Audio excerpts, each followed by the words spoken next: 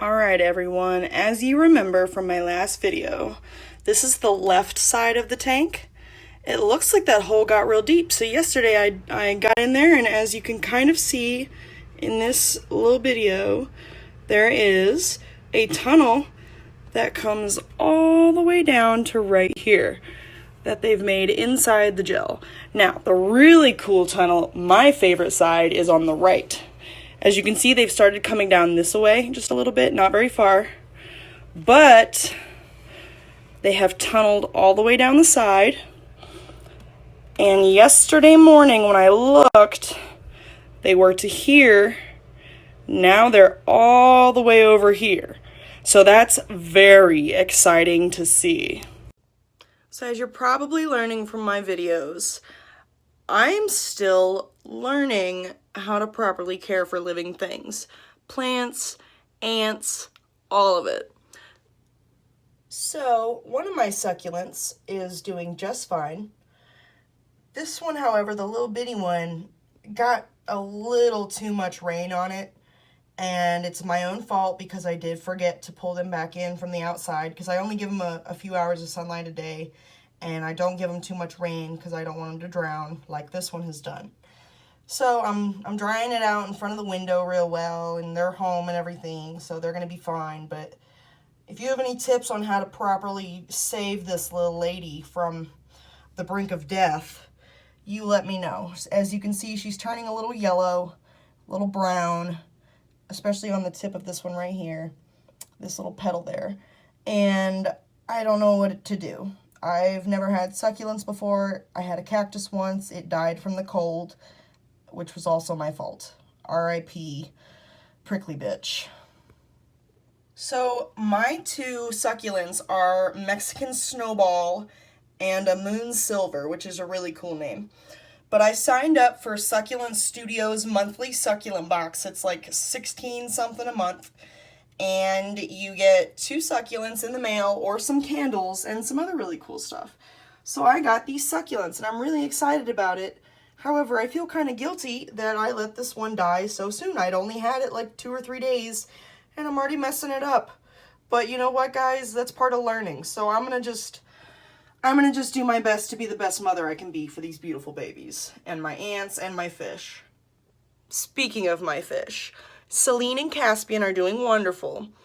As you saw in the last video, Celine is by herself in the big tank, I believe it's a 6.7 gallon tank?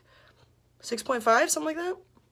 Anyway, it's a big tank, and it's got a good filter in it. It's got a good LED light that we turn off at night so she can sleep. We put more plants in the tank with her so she has plenty of room to hide, because she really loved those plants. So we gave her some more. Unfortunately, as you saw the ghost shrimp that we got, we named him Scrappy the Shrimp, and he died. We don't know how. We just woke up the next morning and he was dead. We're not sure what happened. We think that it's a possibility. My boyfriend and I believe the tank just wasn't established enough for him, or the pH could have been off. Really, they're delicate creatures, and we made a mistake, and he suffered for it, and so because of that, we're going to be more cautious going into this. We didn't make the best choices off the bat, and so we're just going to try to do better. Now, you might be wondering, where's Caspian? Caspian, my beautiful boy, he is in a vase right now, which is not the most ideal for him. We are every day making sure his water is good to go, making sure the levels are good. He's fine in there for just 1 or 2 more days. He's only been there like 2 days, which is still not ideal, but seeing as we were new at this, we were not prepared as well as we should have been. And so my boyfriend is going to get him a tank ASAP, probably today. So here's a video of my handsome boy. This world was never good enough for you.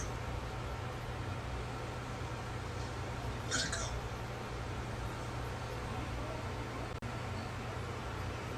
It's what it is.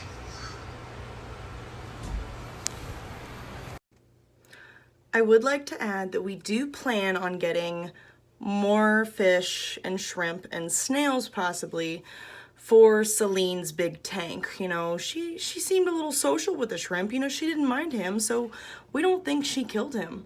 Honestly, like, She just kind of checked him out and swam away and was like, whatever. So I don't think it was her. Plus, she's so sweet. That's my girl. As I stated previously, we are going to let the tank establish itself more, you know, let the water sit and just do its thing. Let the filter work, make sure Celine's happy before we add any more fish to this tank. We just want to make sure that we don't just buy more fish and let them die. That's not right. That's not what we're about. We want to take care of these animals, make sure they're as happy as possible, and watch them thrive. So we're going to educate ourselves, give it some time, and then try this again. We've been doing research on what types of fish and creatures that you can put in with bettas, specifically females more than males, because the males are a little aggressive. But, you know, sometimes they will let you put them in there with other things, like cardinal tetras or neon tetras or snails, certain things like that, you know, easy living creatures. But again, it's going to be a hot minute before we do that. However, when it happens, you will be the first to know. So I guess give me a like, give me a subscribe, comment if you got something to say. Have a nice day, stay healthy. And as always, thank you for watching.